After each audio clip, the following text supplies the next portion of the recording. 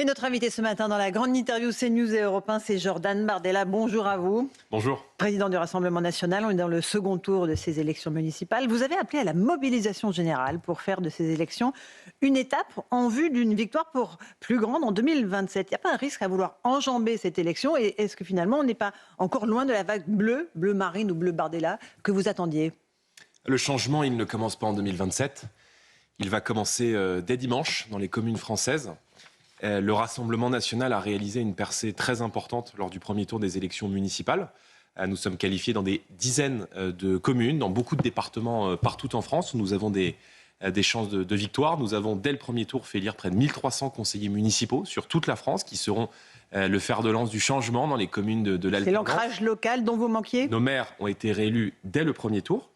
Ce qui souligne aussi maires. absolument le bilan des maires Rassemblement national. Et je prends un engagement, dimanche dans les communes que nous gagnerons, il n'y aura pas un centime d'augmentation de la fiscalité parce que trop d'impôts est en train de tuer l'impôt. Nous devons rendre du pouvoir d'achat à la France du travail et nous mènerons une lutte acharnée contre l'insécurité qui s'installe dans les grandes villes, dans les villes moyennes, mais aussi de plus en plus à la campagne. Et donc je suis ce matin venu m'adresser aux Français et les appeler à aller voter parce qu'ils ont entre leurs mains l'avenir de leur commune et donc nécessairement le destin de la France. Qui sont vos adversaires, Jordan Bardella? Ce sont les macronistes? Est-ce que c'est la gauche? Est-ce que c'est la droite républicaine? Est-ce que c'est Jean-Luc Mélenchon qui ironise sur vos résultats? Il estime qu'ils sont en demi-teinte. Tous ceux qui contribuent à la déconstruction de notre pays. Il est vrai, et on en a beaucoup parlé depuis les résultats du premier tour, que la gauche alliée à l'extrême gauche représente aujourd'hui un danger existentiel pour la démocratie française. Et dans un certain nombre de communes, nous faisons face à des listes de gauche mélenchonisées qui veulent légaliser les squats, qui veulent augmenter les impôts, qui proposent de désarmer les polices municipales, de démanteler les vidéos de caméras de surveillance et qui font peser un climat délétère sur le débat démocratique. Moi, qu'on soit très clair, je respecterai toujours les Français qui sont en désaccord avec les idées que je prône et ce sera toujours évidemment de leur liberté que de pouvoir se présenter dans une élection en assumant des positions différentes. Mais on voit bien qu'à gauche et à l'extrême gauche, le climat il est extrêmement différent. Moi, j'ai grandi à Saint-Denis, j'ai naturellement beaucoup suivi ce qui s'est passé à Saint-Denis où la France insoumise a été élue dès le premier tour. On voit que même le maire sortant socialiste, qui était proche de Benoît Hamon, donc on ne peut pas dire que ce soit la tendance libérale du Parti socialiste, était taxé de raciste et de fasciste. Donc ce climat de plus en plus totalitaire, il est extrêmement dangereux. Il est aujourd'hui porté par la gauche. Et c'est vrai que ces alliances du pire entre le Parti socialiste, qui la main sur le cœur depuis des semaines, nous expliquait que plus jamais il n'y aurait d'alliance avec la France insoumise, est en fait dans une situation de dépendance psychologique et politique à l'égard de M. Mélenchon. Et donc si demain la gauche républicaine veut retrouver ses valeurs, il faut rompre avec le syndrome de Stockholm qui la lie aujourd'hui à Jean-Luc Mélenchon. Et établir un cordon sanitaire avec la France insoumise, ce qui n'est pas le cas aujourd'hui à gauche? Mais ça, c'est de la responsabilité aussi de toutes les formations politiques de gauche. Mais quand on regarde la situation aujourd'hui dans les grandes villes, je pense par exemple à Toulouse, est-ce que demain, on imagine des grandes entreprises françaises, des grands industriels comme Airbus, continuer ses activités dans le berceau de l'aéronautique français si la France insoumise venait à remporter cette élection? Vous les encouragez à partir dimanche? C'est ça, de Non, Toulouse? j'encourage les Français à se lever et j'appelle la France du travail, j'appelle les Français patriotes et j'appelle patriotes tous ceux qui refusent de voir la France mourir d'aller voter dimanche à Marseille. Il y a un risque existentiel de voir la gauche conserver cette ville, avec évidemment les conséquences que nous connaissons sur le quotidien des Marseillais. Nous pouvons évidemment remporter Marseille et j'appelle aussi là encore à voter pour Franck Alizio et la liste d'union qu'il soutient et qu'il porte avec le Rassemblement national et avec les Républicains qui ont fait le choix de nous rejoindre aussi dans cette campagne. La gauche estime qu'elle forme un front antifasciste contre vous. Est-ce que vous êtes un fasciste, Jordan Bardella? Et qu'est-ce que c'est un fasciste d'ailleurs? Non, mais les fascistes, ce sont eux, madame. Les fascistes, ce sont ceux qui refusent des sensibilités différentes, qui refusent la démocratie. Lorsque Mathilde Panot, la présidente de groupe LFI à l'Assemblée nationale, explique que peu importe ce qu'il se passera en 2027, elle refusera le résultat des élections, c'est ça authentiquement le fascisme. Rendez-vous compte que dès le premier tour dimanche, il y a un certain nombre de communes qui ont, très grande partie des communes françaises, ont pu choisir leur maire. À Chalon-sur-Saône, par exemple, où le maire LR, je crois, a été réélu dès le premier tour, 2 élus de la France insoumise ont accédé à l'opposition et se trouvent aujourd'hui dans le conseil municipal dans l'opposition en raison des résultats de la France insoumise.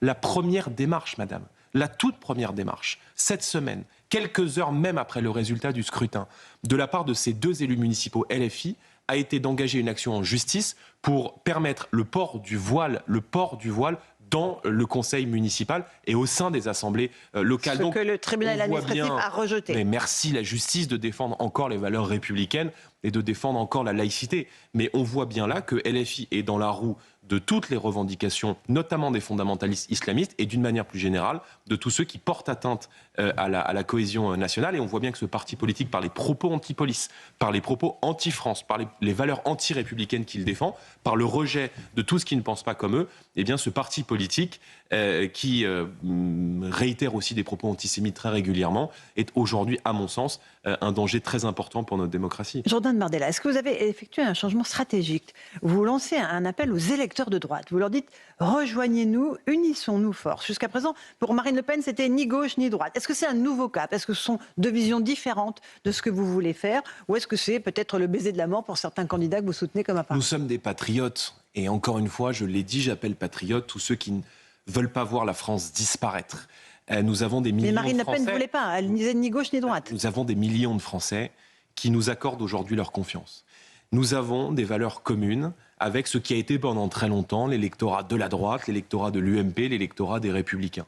Et il y a beaucoup d'électeurs de droite qui sont des patriotes sincères, qui sont aujourd'hui orphelins d'un leader, d'une incarnation, d'un projet politique. Et quand on voit le patron des Républicains, M. Retailleau, qui pendant des mois a siégé dans un conseil des ministres entre des macronistes et des socialistes. Il a donc dirigé la France avec des gens de gauche, avec des centristes, qui ont créé les conditions du déclin et de la faillite économique, migratoire et sécuritaire de notre pays. Refuser toute alliance avec le Rassemblement national et même pire, aller jusqu'à exclure des gens qui, dans le cadre de ce second tour des élections municipales, et je pense à la tête de liste, les Républicains de Reims, qui a décidé dans l'intérêt de la commune, de faire alliance avec Anne-Sophie Frigou, la candidate du Rassemblement national, eh bien, il est menacé de sanctions. C'est-à-dire, quand on est à LR, on peut faire alliance avec la gauche. Quel type de sanctions? Des sanctions électorales? Non, M. Retailleau a l'exclure du parti politique. Et d'ailleurs, M. Retailleau, il va bientôt avoir exclu plus de gens des Républicains que d'OQTF lorsqu'il a été ministre de l'Intérieur.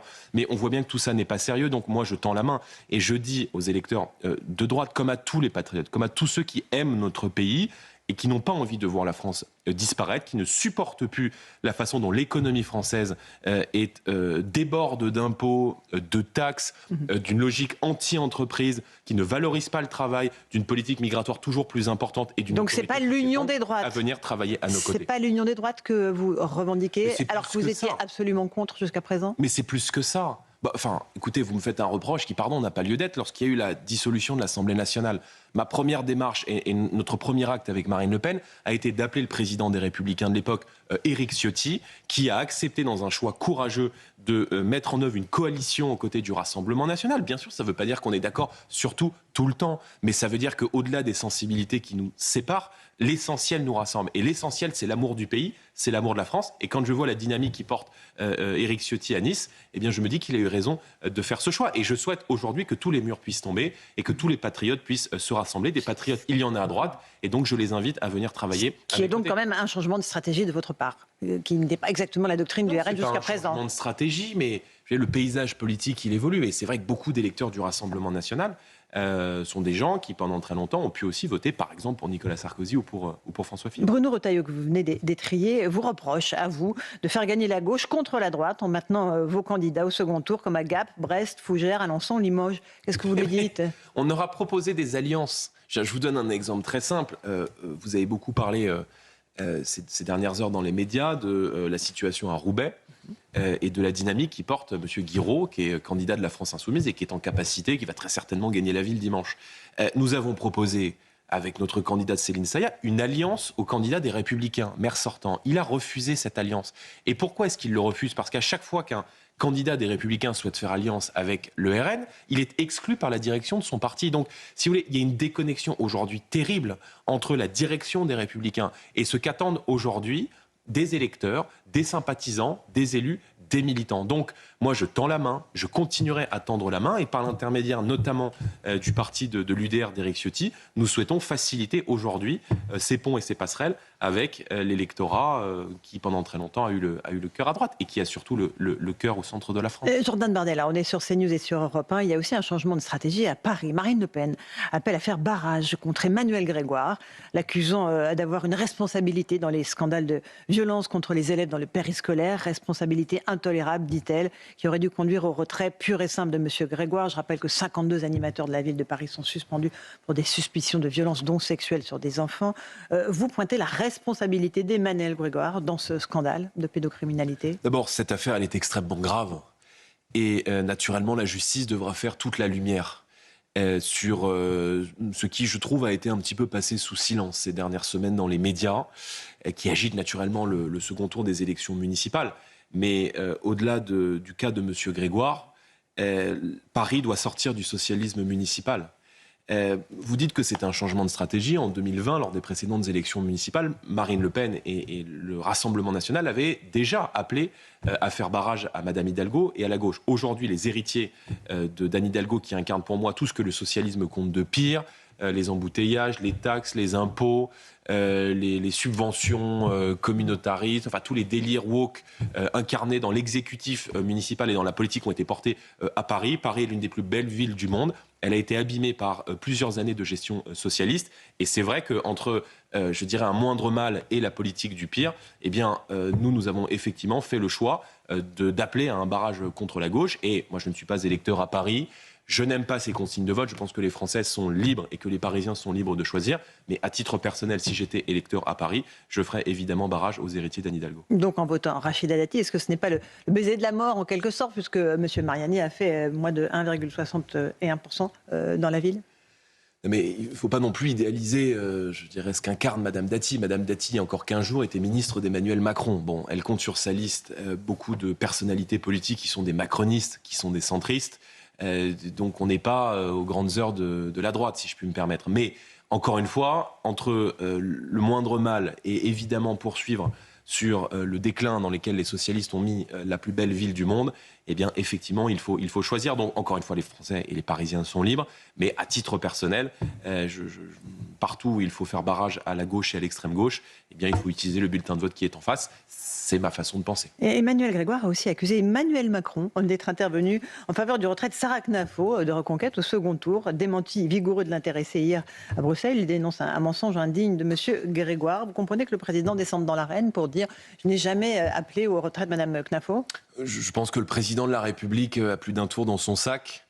Et ça ne m'étonnerait pas qu'il en ait eu au moins l'intention. Pourquoi ? Parce que le président de la République, quand il dit qu'il se désintéresse du débat politique, c'est évidemment totalement faux. Il s'est naturellement engagé dans cette campagne, très certainement dans les couloirs comme il l'avait fait, vous vous en souvenez, lors des élections européennes ou des élections législatives, en négociant notamment des retraits de second tour pour empêcher le Rassemblement national d'arriver au pouvoir, allant jusqu'à tendre la main aux candidats de la France insoumise et de M. Mélenchon, qu'il considérait comme un parti antisémite et anti-républicain 15 jours avant. Donc, qu'il en ait eu au moins l'intention, je ne crois pas qu'il l'ait fait, et je ne crois pas qu'il l'ait fait, mais en tout cas qu'il en ait eu l'intention, je n'en serais pas. Est-ce que vous saluez, Jordan Bardella, la décision de Sarah Knafo de se retirer pour donner une chance à la droite de remporter la mairie de Paris? Vous aviez dit que son parti, Reconquête, avait fait beaucoup de mal à la droite. Vous pensez toujours la même chose? Oui, ou je pas pense que Reconquête a fait beaucoup de mal à la droite, mais comme ils l'ont fait d'ailleurs pendant la campagne présidentielle. Enfin, je vous rappelle, que si Reconquête, pendant la campagne présidentielle, M. Zemmour et Mme Knafo avaient fait ne serait-ce qu'un point de plus, Jean-Luc Mélenchon aurait été au second tour de l'élection présidentielle face à Emmanuel Macron. Et donc on voit bien là qu'avec 12 points de retard pour Mme Dati au premier tour, la dynamique est incontestablement et factuellement du côté de M. Grégoire. Maintenant, ça ne préjuge pas de ce qui se passera dimanche. Et je pense en réalité que la division des voix de la droite, en l'occurrence ici à Paris et plus largement du camp national, est très certainement le meilleur cadeau qu'on puisse faire systématiquement à la gauche et à nos adversaires, bien sûr. Les Français réclament pourtant ces alliances de la droite.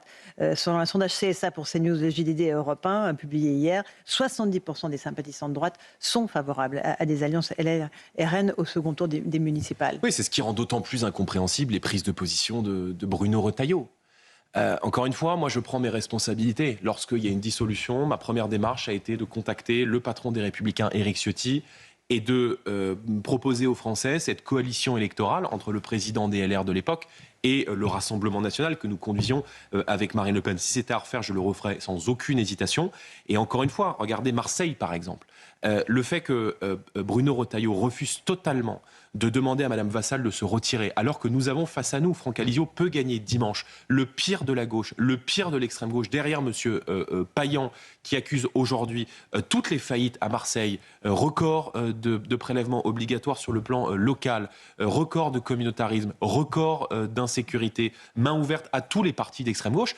Même M. Delogu qui va jusqu'à se retirer pour appeler à voter pour lui et soutenir M. Payan, pardon, mais si j'avais été responsable et si j'avais été à la place de M. Retailleau, eh bien j'aurais fait en sorte que Mme Vassal, à minima, se retire, mais en tout cas puisse discuter avec le Rassemblement national et puisse créer ses ponts. Donc je pense que ces choix, qui sont des choix profondément incompréhensibles de la part des LR, mènera ce parti à sa perte. Et donc, moi, je ne veux pas que des électeurs patriotes, qui pendant très longtemps ont voté pour ce parti politique, se retrouvent demain orphelins d'un leader et d'une alternance. Et donc, moi, je continuerai évidemment de leur tendre la main, parce que je pense que pour gagner, il faut l'union, il faut le rassemblement. Et c'est précisément ce que fait aujourd'hui le Rassemblement national, qui peut non seulement gagner des communes dans 48 heures, mais qui, je souhaite, gagnera la prochaine élection présidentielle. Est-ce que vous pensez que, encore une fois, ces municipales préfigurent ce qui va se passer en 2027 et peut-être un affrontement entre votre parti et la France insoumise de Jean-Luc Mélenchon? Oui, c'est une possibilité. Personne ne peut évidemment prévoir ce qui se passera l'an prochain. En tout cas, nous allons travailler pour remporter des communes, je le disais dimanche, mais aussi pour remporter la prochaine élection présidentielle et législative. Nous sommes aujourd'hui les mieux placés pour cela. Ça serait votre adversaire favori, M. Mélenchon? D'abord, ce n'est pas nous qui allons décider de notre adversaire, ce sont les Français. Mais on voit bien que les urgences quotidiennes des Français ne sont pas traités par le pouvoir. Je vous prends un exemple très concret, la question du pouvoir d'achat. Regardez ce qui est en train de se passer aujourd'hui en Iran. La fermeture du détroit d'Ormuz, peut être prolongée sur plusieurs semaines, fait craindre évidemment des risques économiques et notamment des risques énergétiques majeurs. Et moi, je souhaite que non seulement la France dans la région puisse préserver ses intérêts, assurer la sécurité de nos ressortissants, de nos soldats, de nos partenaires et de nos alliés. Et je veux rendre ce matin aussi un hommage à l'adjudant-chef Arnaud Frion, qui a été abattu lors d'une opération dans le Kurdistan irakien, et rendre hommage évidemment à tous nos soldats engagés dans la région. Puis il faut aussi naturellement préserver les intérêts économiques de la France. Depuis le début de cette guerre, le gasoil a pris 37 centimes, 20 centimes pour l'essence. Et nous demandons au gouvernement de prendre des mesures sur le plan fiscal, d'abaisser les taxes, parce qu'évidemment que, à partir du moment où le prix du pétrole augmente, l'assiette taxable va augmenter. Et il ne serait pas normal, et il est incompréhensible, que l'État s'enrichisse sur le dos d'une crise en prélèvement plus de 60% du prix des carburants. C'est ce que vient de faire l'Italie, vous l'avez vu. Absolument, avec Mme Meloni a annoncé sur les 3 prochaines semaines une baisse de 25 centimes à la pompe pour soulager les familles. Le gouvernement dit, le quoi qu'il en coûte, c'est terminé, on ne peut plus. Les finances de notre pays ne nous permettent plus ce genre de geste. Parce que ce manque à gagner sur les taxes, il faudra bien le récupérer quelque part. Mais ça n'est pas un manque à gagner, puisque l'assiette taxable augmente, le prix du pétrole augmente. On est à $100 le baril ce matin. Donc, à partir du moment où le prix du pétrole augmente, vous avez sur le carburant 60% de taxes et vous avez une TVA sur l'ancienne TICPE qu'on appelle maintenant les assises, c'est-à-dire que vous avez une taxe sur les taxes. Donc, si vous baissez, par exemple, la TVA sur les gains qui ont été faits depuis maintenant près de 3 semaines, c'est $1 pour le budget de l'État et vous rendez naturellement au pouvoir d'achat, aux Français du pouvoir d'achat. Par exemple, sur l'essence, j'ai fait les calculs, c'est un quart de la hausse que vous pouvez rendre immédiatement à la pompe pour soulager le pouvoir d'achat de nos compatriotes. Et puis sur l'énergie, moi je l'ai défendu, je pense qu'il faut sortir des règles de tarification des prix au niveau européen. Parce que le prix de l'électricité est indexé sur le gaz. Les règles européennes nous empêchent de bénéficier des fruits de la production nucléaire. Nous avons un système énergétique basé sur le nucléaire qui est non seulement décarboné, mais qui devrait nous permettre de bénéficier de l'électricité la moins chère d'Europe. Les règles européennes nous en empêchent. Et donc si demain je suis à la tête du gouvernement, j'irai à Bruxelles pour permettre à la France de récupérer un prix national de l'électricité. Ça accompagnera la compétitivité de nos entreprises qui en ont bien besoin, mais ça fera immédiatement baisser les factures de nos compatriotes. Encore une question, Jordan Bardella, sur la posture de guerre défensive adoptée par Emmanuel Macron depuis le début de ce conflit. Est-ce que vous la comprenez? Est-ce que c'est la bonne ligne stratégique à choisir? Ou est-ce que vous aurez préféré un engagement plus clair aux côtés des Américains, des Israéliens, qui nous ont demandé, en tout cas les Américains, de les aider pour sécuriser le détroit d'Ormuz? Bon, d'abord, les objectifs de guerre aujourd'hui sont extrêmement erratiques et beaucoup d'observateurs peinent à comprendre d'abord la finalité de ce conflit côté américain, et quels sont les objectifs. Côté israélien, c'est clair. Côté israélien, c'est naturellement compréhensible. Israël assure sa sécurité. face à un Iran qui veut évidemment sa destruction. Du côté américain, c'est un petit peu plus flou. Est-ce que les Américains veulent un changement de régime, ce qui paraît difficile à obtenir sans intervention au sol, ou est-ce qu'ils souhaitent évidemment enrayer le programme de développement et d'enrichissement nucléaire iranien? Bon, face à ça, moi je pense que la France doit évidemment préserver ses intérêts, je l'ai dit, protéger la France de répercussions économiques et d'un potentiel risque migratoire. La première ministre italienne, Madame Meloni, et la première ministre danoise ont écrit à l'Union européenne en ce sens en demandant un renforcement des contrôles aux frontières. Je partage cette demande. Maintenant, je ne souhaite pas que la France s'engage davantage dans ce conflit. On voit bien que les répercussions seront extrêmement importantes et nous devons naturellement protéger nos intérêts dans la région et protéger notamment nos alliés. Demain, il n'est pas interdit de penser que la France puisse participer à une mission de sécurisation des bateaux. C'est la position d'un certain nombre de chefs d'État, mais pas avant, évidemment, que les frappes aient cessé. Et donc pour ça, il y a évidemment du travail diplomatique à faire. Et il faut évidemment protéger nos alliés dans le Golfe, je pense notamment aux Émirats arabes unis, sur lesquels nous avons une base militaire avec près de 900 soldats, et contribuer aussi à leur sécurité en interceptant des missiles. C'est ce que fait la France. Et je pense que depuis le début de ce conflit, la position de la France a été raisonnable et honorable. Merci beaucoup, Jordan Bardella. C'était votre grande interview sur CNews et sur Europe 1. Bonne journée à tous.